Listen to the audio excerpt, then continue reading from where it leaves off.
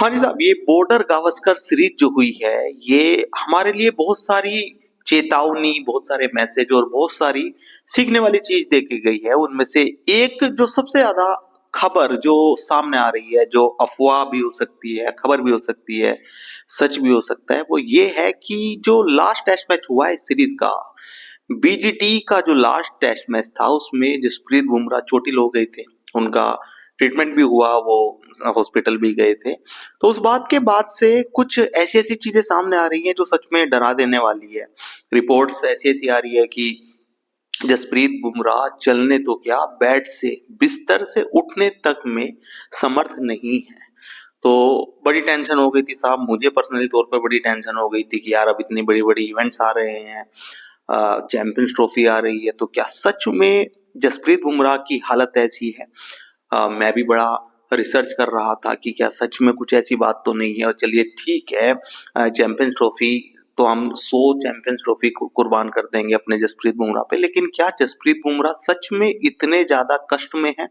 ये बड़ी परेशान कर रही थी चीज। तो जसप्रीत बुमराह ने खुद ही इस पे आके सबको बता दिया है, अपने ट्विटर अकाउंट से, अपने एक्स अकाउंट से एक ट्वीट किया है कि इस तरह की अफवाहें देख के, सुन के बड़ी हंसी आई और ऐसा कुछ नहीं है। तो ये सब झूठ है कि जसप्रीत बुमराह अपने बिस्तर से नहीं उठ पा रहे हैं। वो बिल्कुल ठीक है, रिकवरी हो रही है। हाँ, उनको चोट लगी थी लेकिन रिकवरी हो रही है और जल्द ही उन्होंने स्पष्ट भी कर दिया कि वो वापसी करेंगे। तो चैंपियंस ट्रॉफी में भी जसप्रीत बुमराह खेलते हुए दिखेंगे और बिल्कुल जसप्रीत बुमराह के बिना शायद इस समय हम कल्पना नहीं कर सकते भारतीय टीम की, क्योंकि जसप्रीत बुमराह भारतीय टीम की जान बने हुए। आपने बीजेटी में देखा, बॉर्डर गावस्कर ट्रॉफी में आपने देखा कि पूरी भारतीय टीम एक तरफ और जसप्रीत बुमराह जिस तरह से लड़े हैं वो एक तरफा।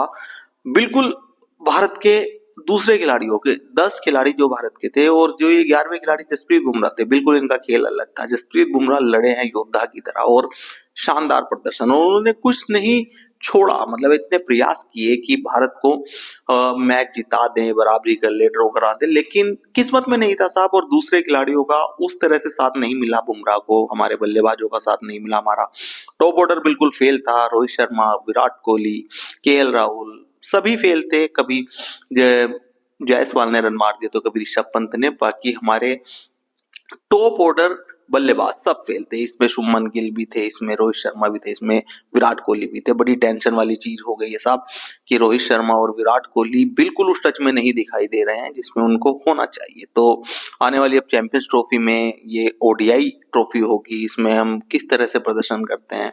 और रोहित शर्मा की तो कप्तानी पे भी सवाल उठ गया है, विराट कोहली के फॉर्म पे सवाल उठ गया है कि आखिर कब तक हम पिछले प्रदर्शन को कंसिडर करते हुए टीम में इनको जगह देते रहेंगे। बिल्कुल अब शायद वो समय आने वाला है जब बहुत बड़े बड़े सवाल खड़े हो जाएंगे। अगर अब आने वाली जो सीरीज आ रही है, जो ट्रॉफी आ रही है, अगर इसमें भी विराट कोहली और रोहित शर्मा का प्रदर्शन नहीं आया, तो भाई ये कहते हुए बिल्कुल संकोच मुझे तो नहीं है कि फिर इनको टीम से ड्रॉप किया जाएगा और कोई चारा भी नहीं बचेगा बीसीसीआई के सामने।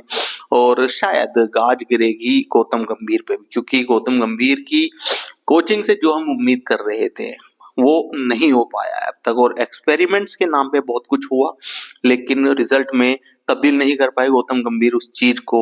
और बड़े ही घटिया तरीके से हम हारे भी हैं, हम पिछड़े भी हैं।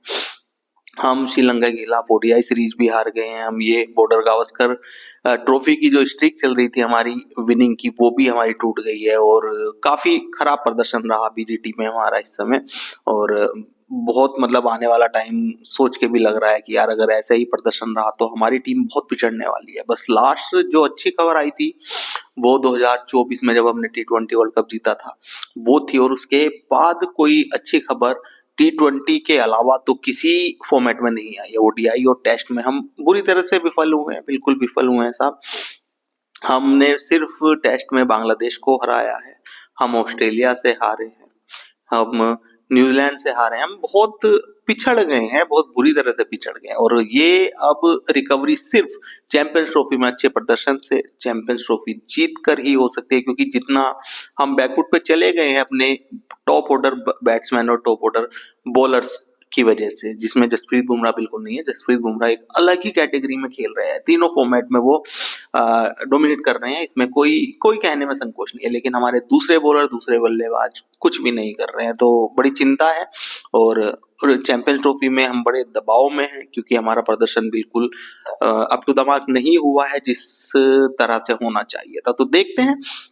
अच्छी खबर यह है कि जसप्रीत बुमराह फिट हो जाएंगे और खेलते हुए दिखेंगे हमें चैंपियंस ट्रॉफी में, ऐसी हम कामना करते हैं। और जसप्रीत बुमराह ने खुद ही ये स्टैंड क्लियर कर दिया है कि वो उस स्थिति में नहीं है कि मैं बेड से नहीं उठ पा रहा हूँ, बिस्तर से नहीं उठ पा रहा हूँ, मैं ठीक चल रहा हूँ, फिर रहा हूँ, और अब जल्द ही मैदान पे भी उनकी वापसी हमें देखने को मिलेगी। तो आप बताइए, आपको क्या लगता है कि आने वाली जो ये चैंपियंस ट्रॉफी आने वाली है और बड़ी सीरीज आने वाली है, क्या उसमें भी भारत का प्रदर्शन इतना ही साधारण रहेगा, या हम वापसी करने वाले, और अगर हम वापसी करेंगे तो शानदार करेंगे।